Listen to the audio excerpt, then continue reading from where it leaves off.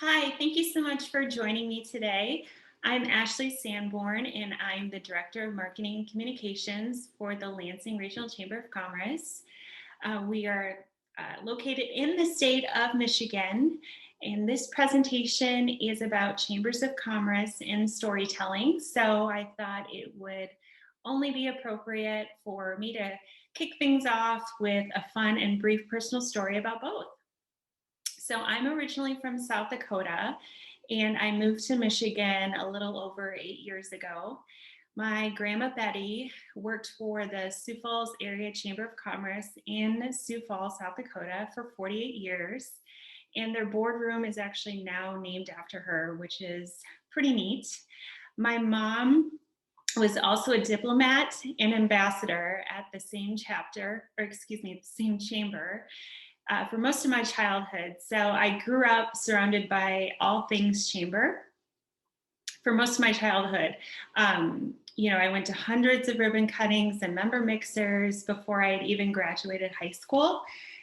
My grandma would actually attend the ACCE National Conference annually, and my mom and I would often join her and turn it into a summer vacation. So it's incredibly surreal and a bit of a full circle moment to be presenting at this event today. And I cannot stress just how truly delighted and honored I am to join you today. So, as I mentioned earlier, I am the Director of Marketing and Communications, and I'm so excited to share some of the truly remarkable things that we did as an organization throughout the pandemic to help our members. So, I have 40 minutes, so unfortunately, I'm not going to be able to talk about all the things we did.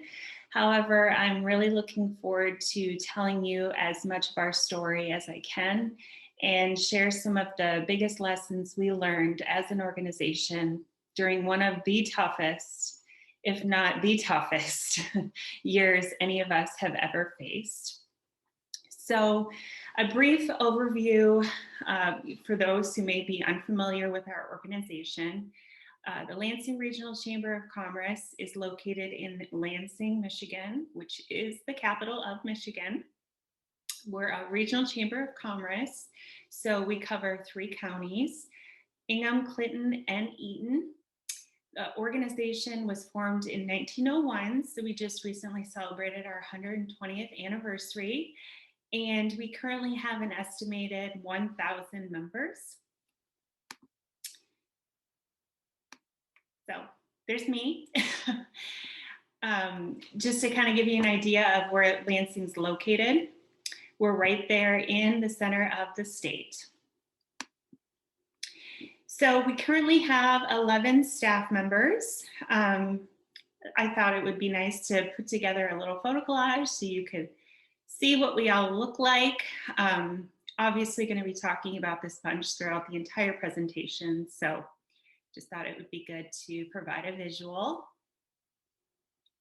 So I started at the organization in October 2019. So I was really only in my role for 5 months before the pandemic hit. So I didn't really have time to meet our members or really adapt to what quote unquote normal looked like. And I obviously didn't have like a baseline to measure anything against either. So, but I guess, looking at that, the positive of that situation was that it was pretty easy for me to create a roadmap forward and constantly throw out ideas and possible solutions because, everything was new. So again, I didn't have anything to compare it to. But in reality, it was new for everyone because we had obviously never been faced with a situation like that before. So there were so many unknowns, and things were changing so quickly. So we all kind of sort of created our path forward, regardless of our tenure or experience. But chambers of commerce are always in a bit of an unusual situation during a crisis, essentially anytime they are put into an unusual position because they're a member-based organization. So they're trying to survive and keep their lights on while also doing whatever possible to make sure their members can stay open for business. In a nutshell, there's never a shortage of work, which I'm sure everyone on this call is aware of. However, the work, as you also know, is incredibly impactful, meaningful, and rewarding. So as a team, we really only focused on the big picture last year, which was making it through the pandemic. We collaborated on everything, and our mission, which is to work relentlessly for our members, is really what drove us forward. We quickly realized during a crisis that you can either stand in place and hope for the best, or you can really just lean into it, get uncomfortable, take chances, and ultimately grow as professionals and as an organization. And we ultimately chose to do the latter. So back in March of 2020, is when it all began. And we didn't know what we didn't know at the time, but we did know that we would remain focused on our members and our entire business community and provide whatever resources we possibly could to help them. We also made sure to give them ample opportunity to share their voice and use it as an opportunity for them to share their stories, whatever issues that they were currently facing, as well as giving them opportunities to ask questions, voice their concerns. So hopefully you're able to take some of what I share today, whether it's the lessons that we at the Lansing Regional Chamber learned over the past year, or some of the different campaigns or initiatives I'm going to share with you. Hopefully you're able to take those back to your organization and they're able to benefit you somehow, some way. Also know that I'm always available for questions. I'm actually going to put my contact information up at the very end of my presentation, and just know that I'm always available for follow-up questions, comments, or concerns. So I think we can all remember, mid-March 2020, when this whole thing kind of began. And here in Michigan, in mid-March, our governor announced that the first confirmed cases of COVID were reported and that a state of emergency was declared. So she had announced a 2-week stay-at-home order. She was like, everyone needs to go home. We're going to flatten the curve. We're going to get out of this soon. And shortly thereafter, we at the chamber, we were all sent home. And I vividly remember carrying my huge, bulky desktop computer down 2 flights of stairs, putting it into my car, and then, bringing it home and setting it up on my dining room table. And I just was thinking everything was so overblown, which, obviously shows that at the time, I just had no idea of the severity of the situation. And I obviously had no idea how long it would last.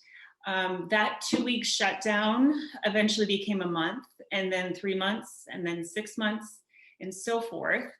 And ultimately, we just actually went back to the office 2 weeks ago on July 7, 2021. So we spent a total of 16 months working from home. So when we got sent home, we immediately started having daily Zoom calls with our team. And it was just as much for our own mental health as it was for the livelihood of our organization.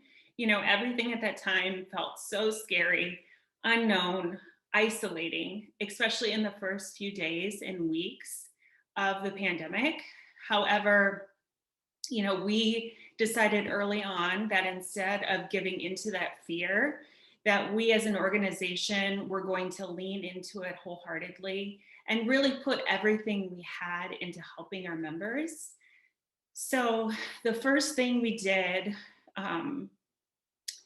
to do that was that the membership team started to reach out to our members and set up calls, which we called iChats. And those calls were industry specific. So we had 7 different groups for 7 different sectors, hospitality and construction being 2 of them. And the calls were really just used to check in and kind of see what issues our members were facing and experiencing firsthand. They were like little mini focus groups. So by keeping the conversations industry specific, businesses felt more comfortable sharing their struggles and any sort of best practices that they may have discovered. I think being surrounded by their peers, they could see a lot of themselves in a lot of their struggles and others, so they felt more comfortable and sort of safe sharing their concerns. So everyone, regardless of their job title, regardless of their organization, everyone was just so vulnerable at that time, and they were scared of so many things. And so we knew that providing a safe space for our members, just to share their frustrations, again, their concerns, their fears, it would be extremely helpful and really instill confidence. So we also learned during that time how important it is to just simply listen and meet people where they are. Because at the end of the day, pandemic or not, we're all just one going through the same experience. And so the membership team used these conversations to really understand the challenges that these businesses were dealing with. And then the membership team would then bring them back to the entire Lansing Regional Chamber team. And we would brainstorm and try to figure out what resources we should provide. We would figure out solutions and a path forward for them. And ultimately, the iChats taught us the importance of listening to our members.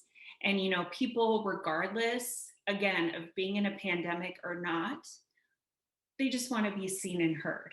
And so it's just, again, it's all about listening. And we also learned that people will almost always tell you exactly what they want and what they need. You just have to be willing to lean in and listen. So one of the priority focus areas that started not long after the pandemic started was that we would send out daily emails to our members that broke down all of the executive orders and ever-changing state and federal regulations into manageable snack-size content. Because at that time, we knew that businesses were dealing with so much uncertainty and just honestly so much in general. So the last thing that they had time to do was to sift through hundreds and hundreds of pages of executive orders, to ensure that they were following the correct protocols. Just the sheer amount of information that was being thrown at them, it was like drinking water out of a fire hose. It was so much information. And if that weren't enough, what was seemingly relevant one day, might change the next in terms of, different regulations, who is shut down and for how long.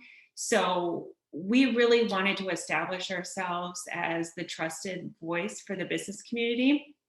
So, just ensuring that all the information that we provided during that time was accurate, valuable, and up to date.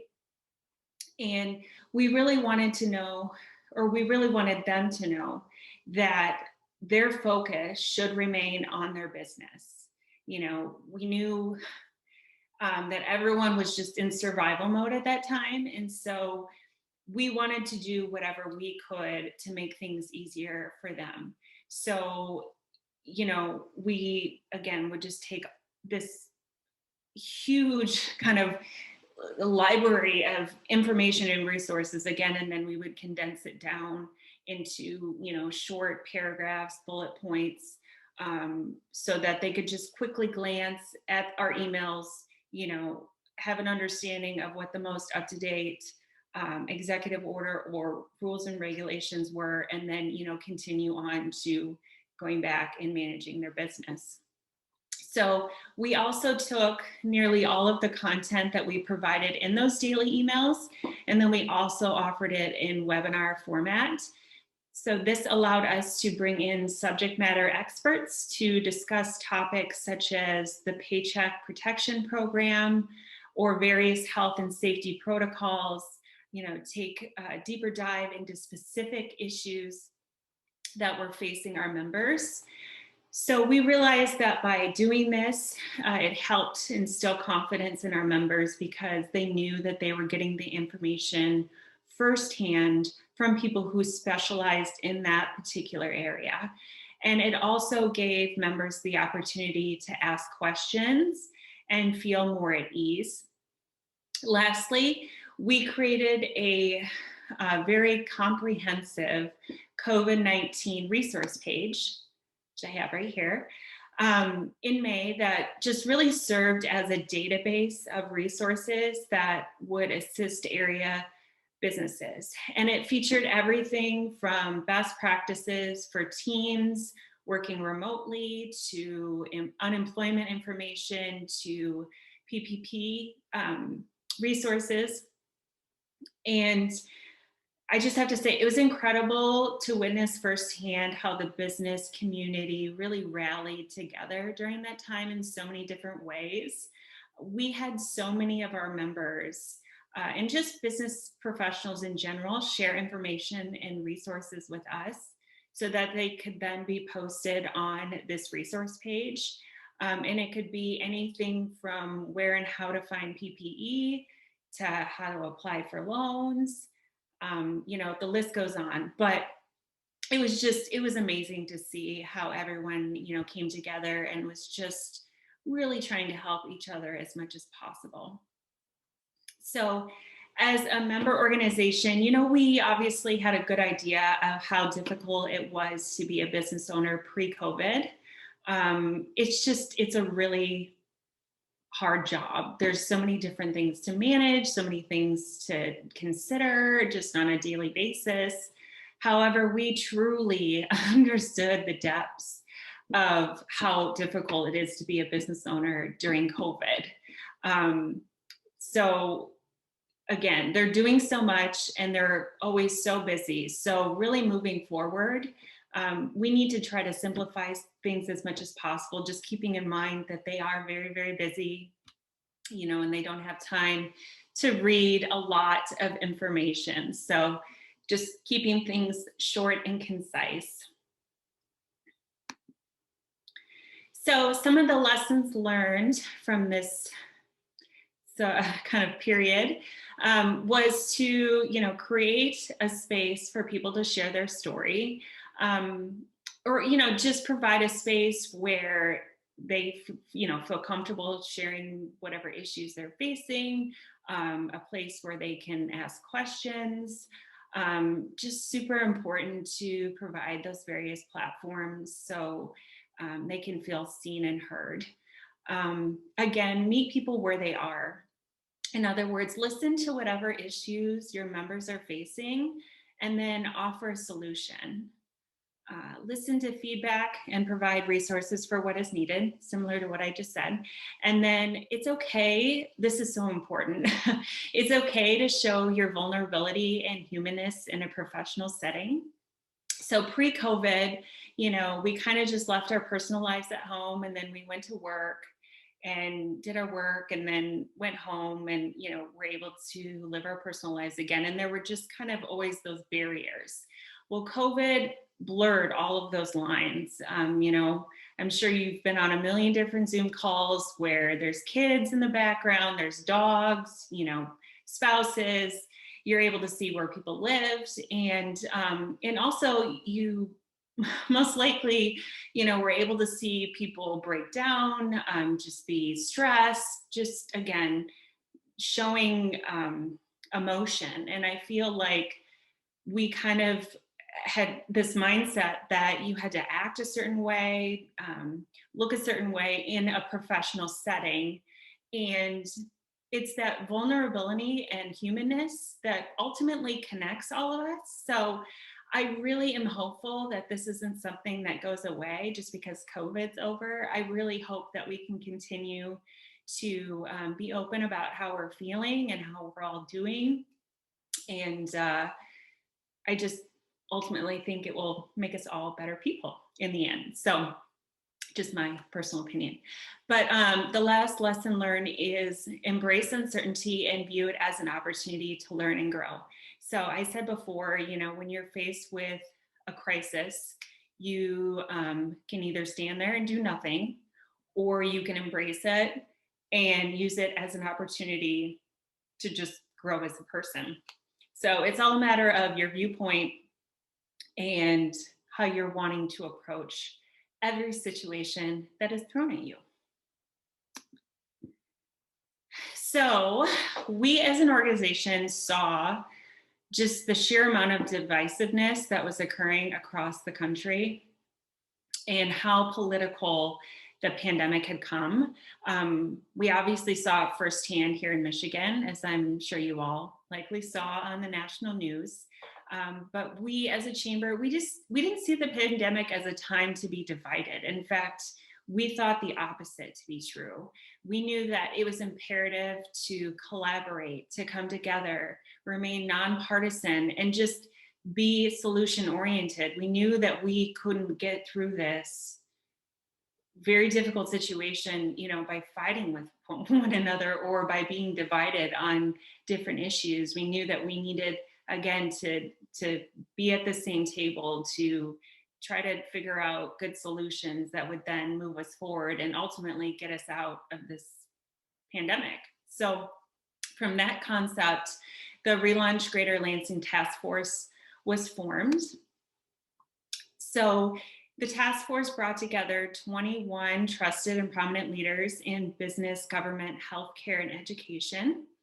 It was nonpartisan, and the purpose was to create a comprehensive strategy for industries within our region to navigate the pandemic. So as you can see here on the screen, we had everyone from the Lansing mayor to different county commissioners to school superintendents to even the CEO of the Greater Lansing Convention and Visitors Bureau. We were also very, very fortunate to have the health officer for the Ingham County Health Department as part of the task force. And the reason why that was so important is that she really helped us guide our work and efforts and just ensured that all of the health-based information that we provided was accurate. So again, instilling that confidence, letting people know that the information that they're receiving is from, you know, a subject matter expert. It's always important, but it was so critically important during this time. So my advice to anyone on this call is to just always seek out experts in whatever topic you're highlighting or providing resources for, health related or otherwise, because it really will help those receiving the information feel more confidence, and it just, you know, gives them more peace of mind. So for over a year, the task force put together just as many resources as we possibly could for businesses. We did everything from writing op-eds to doing podcasts to putting ads in the newspaper. We also created a guidebook for businesses, which is shown here on the screen. It subsequently became a comprehensive website, relaunchgreaterlansing.com. This is one of the ads that we created for one of the newspapers here in town. But the website provided the most up-to-date information to assist businesses as they adjusted to the ever-changing realities of the pandemic. So This website featured everything from where to go and get a COVID test to a symptom checker for your employees to how to communicate with your team and how to keep your business clean and safe. In March 2021, the task force shifted its focus a bit and launched a comprehensive communications campaign based solely on the COVID vaccine. So as a business organization, we knew that the only thing that would get us back to normal business operations and really reopen the regional economy safely was to get as many people vaccinated as possible. So we had heard from so many different people that there were so many questions surrounding the vaccine. They were hesitant, there were myths, there was just a lot of noise behind the vaccine.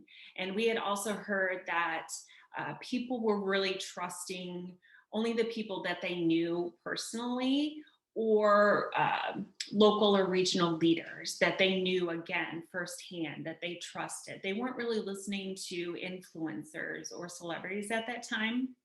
And so from that, the Trusted Voices campaign was created.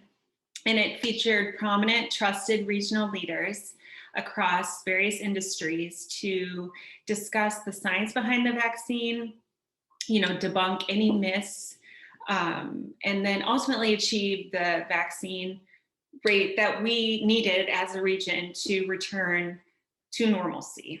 And within this campaign, we featured everyone from the Michigan State University president, Samuel Stanley, to chief medical officers from all our different local hospitals and health systems, to the plant manager of General Motors assembly plant, to the chief of police. So we knew that by targeting all these different people, they obviously spoke to different groups, appealed to different groups. The president of Michigan State University in particular, we have a very large university on campus. And so maybe a student from MSU who may have been on the fence about whether or not to get the vaccine, would see him talk about how it's safe, again, instill that confidence, and then hopefully be more apt to go and then get the vaccine. So the videos were in a Q&A format, and they really just focused on this, the science behind the vaccine. The videos in this campaign were shared via email, on our social media platforms, and then also on the Relaunch Greater Lansing site, which you can see right here. We also created an employer toolkit that served as a roadmap for employers to communicate with their employees. So this was the employer vaccine guidebook. It was called How to Effectively Engage Your Employees Regarding the COVID-19 Vaccine. And within this document, it had everything from a vaccine preparation plan to a sample employee survey. I keep using the word roadmap, but this really was any employer in the region could pick this up, look through it, and then figure out a way forward in terms of how to communicate with their employees regarding the vaccine, how to instill that confidence, how to answer any commonly asked questions. And actually, the guidebook was so successful that both the Detroit and Grand Rapids Chambers of Commerce used it for their members as well, which obviously expanded the collaboration. And it just allowed the entire state to have access to this great information. So some of the lessons learned during this time is that you don't always have to do what has been done in order to be successful. So obviously pre-COVID, we would have never fathomed putting together a task force. We would have never thought of doing all these different video campaigns, creating, all these different toolkits. But we were strategic, and we, again, were listening to our members. There was obviously a need that needed to be filled. And so we created these resources that then were able to help them with the issues that they were facing. And so it's good to be innovative. It's good to be forward thinking. And so another thing that we learned was that collaboration was key. Obviously, the task force brought together 21 different regional leaders. And from that, each one brought a different perspective. It brought a different background. It brought different opinions. And so, when you have people sitting around the table that are very like-minded, you might come up with a solution, but ultimately there's going to be so many things that you may not have thought of because you all think alike. And so it's super important, especially when you're working on bigger issues, to bring in those community leaders, bring in those stakeholders, bring in people that have different points of view, because it will just allow you to think bigger and broader. And the last lesson that we learned was that leaders always help instill confidence. So use them as much as possible. So events and programming. Anyone in the chamber world knows that events are huge. So I'm going to kind of go through how to be a quote unquote convener of people amidst a pandemic. So it was a bit ironic, and I always kind of laugh about this, that the overall theme of the 2019 annual report, which was actually released 2 weeks before the pandemic hit, was how our chamber, or really just chambers of commerce in general, are conveners of people. Because we went from having over 60 events a year to being stuck at a computer screen. So we were all sort of like, well, how can we be a convener of people when we're all apart? And so our events and programming teams really refused to be deterred by the setbacks that were brought forth by the pandemic. And we just continue to focus on bringing people together and providing those valued networking opportunities, which are so critically important.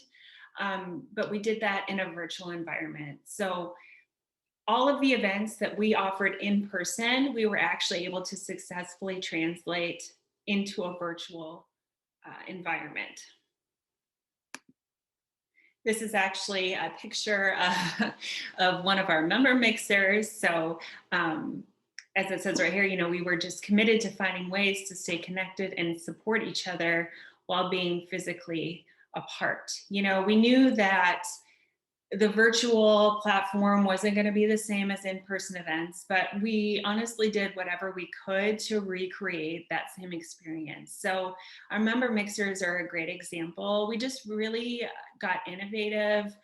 We would have like a local bar sponsor, be a bar sponsor of the member mixer, and we would send ingredients out to whomever had registered so that they could go out and purchase them and then bring them to the member mixer. And then a bartender would actually walk them through making a cocktail. So it was more than just like sitting on a Zoom call, and talking to people. It was, we tried to engage people as much as possible. So overall, we actually held 30 virtual programs, and we were able to reach more than 4,700 participants last year, which we're so incredibly proud of that number. So the lessons that we learned with the events is that it's okay to be a beginner and learn things as you go. So at the beginning of the pandemic, there's one webinar that I remember distinctively.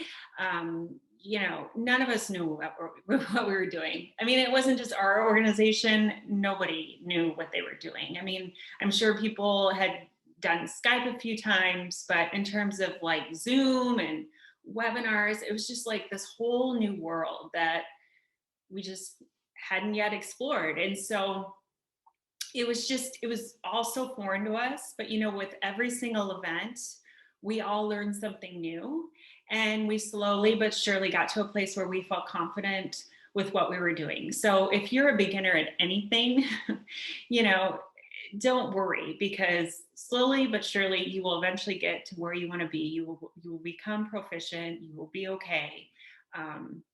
and that's okay. So another lesson was don't wait until a crisis to be innovative. So one of the things that we have heard from our members over and over again over the past year is that, I always wanted to do this, but COVID forced me to do it. I didn't have time before, but I had to do it now because I didn't have any choice. And so at the end of the day, we're all busy. We all have a million things going on. It doesn't matter what industry you're in. I just feel like we are busier than ever. And so it's super important, I think, moving forward to be intentional and purposely carve out time to think of ways to do things differently, and just think bigger. Another lesson we learned was every issue has a solution, and great teamwork makes anything possible. I can honestly not say enough good things about our team. I truly believe that there's no way that we could have accomplished everything that we did over the past year had it not been for the people that I work with. So again, just kind of what I talked about earlier, just always lean into each other, always reach out to one another, ask for help if needed. It's just, it truly is what makes everything possible. So the last thing I'm going to talk about today is our Voice of Small Business campaign, which was a marketing campaign. The campaign actually spanned a total of 6 months, and it shined a much needed light on the daily struggles of the Lansing business community that they faced during the COVID-19 pandemic. So it really celebrated the region's small businesses and their resilience and innovation. So the campaign featured a total of 35 videos, which they submitted through their phones. And then it was broken down into 6 different themes. So, there was a clump of videos for teamwork, 4 or 5 videos for community, innovation, safety, and opportunity. And then each month we featured a different theme.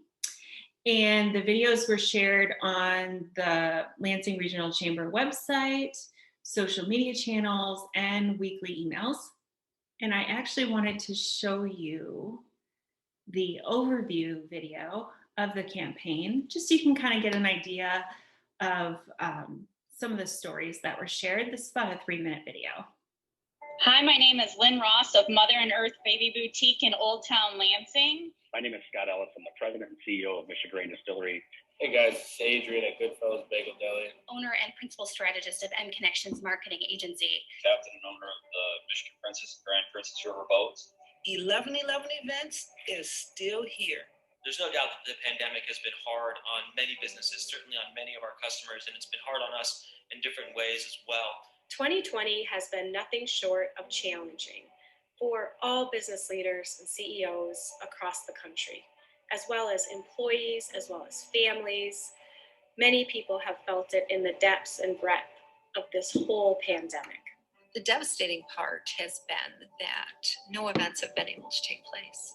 A good portion of our business revolves around creating beautiful spaces for people, for weddings, for corporate events, for proms, for daddy-daughter dances, open houses, rental product, floral design, space design, lighting, backdrops, all of it. I stopped focusing so much on the numbers, but instead began looking for opportunities and ways in which I could be more of a help to the community.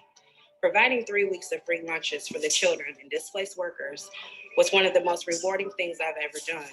Once the weather allowed it comfortably, we also produced outdoor public art, created a series of outdoor masked artist talks, and began popping up safe outdoor art fair shops in front of the gallery. We switched gears 100% into making sanitizer for local fire departments, police departments, and many more places.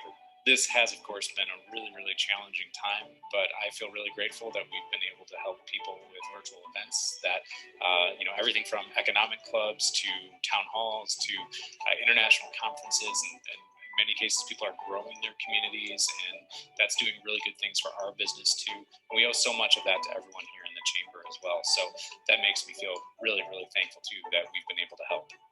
We've actually grown from where we were 3 years ago when we began to just this time period of being within the pandemic. And I believe and know that that's specifically from serving the community. It has taken third generation to the next level. It has been a lot of silver linings through this experience, and it has changed the way that we will do business going forward. And so I am grateful for all that I've learned, and I'm grateful for the community that has supported us through this really tough time. And I hope that I can give them just a sliver of the joy that they've brought me through this to them. So thank you so much. So each of those stories were about 2 to 3 minutes on average. And then we also took each one of the people that were highlighted in those videos and we expanded their story into our monthly publication, Focus Magazine. So by doing this, it provided each business owner with the opportunity to share more of their COVID journey. So here is an example of one of the stories that were highlighted in Focus. So something to touch on related to our monthly publication Focus is that we did have to stop printing it due to the mandated social distancing and remote work. Therefore, we turned our popular magazine into a digital publication, and we actually implemented a new easy-to-use flipbook digital technology. So it was just basically another sort of tool in our tool belt, because it was just another way for us to share important information with our members, but then also provide another platform for our members to share their story. And there's a cover of our Focus magazine, just so you have a visual of what it looks like. So just to wrap things up here, 2020, it was a really long process. In fact, I often joked last year that each month during COVID, it was like dog years. So I always say that I started COVID as like a 34-year-old, and then I, essentially felt 76 when it ended. So, but in all seriousness, I feel like we learned so much about ourselves as professionals, and just, personally during every single stage of the pandemic. We learned so many new ways to show up for our members in our community. And Albert Einstein once said that in the midst of crisis lies great opportunity. And I really feel like the Lansing Regional Chamber just leaned in fully to all the adversity that was brought forth by the COVID pandemic. And we just really used it as an opportunity to innovate and demonstrate our regional leadership. As a result, I put up some of the things that we're most proud of here. As a result, we were able to achieve so many different things with so many different incredible organizations. But we were also able to maintain a 91% retention rate, a 4.11 out of 5 member satisfaction score, and then a 65% member engagement, which, with all of our events on Zoom, being able to engage 65% of our membership was pretty incredible. So, I said it earlier, but I'll say it again. I just want to say that I couldn't be prouder of my team and all the different things that we accomplished. And I honestly couldn't be more proud to say that I work at the Lansing Regional Chamber. So thank you so much for connecting with me today and allowing me to share a little bit of our story. And I hope you have a great afternoon.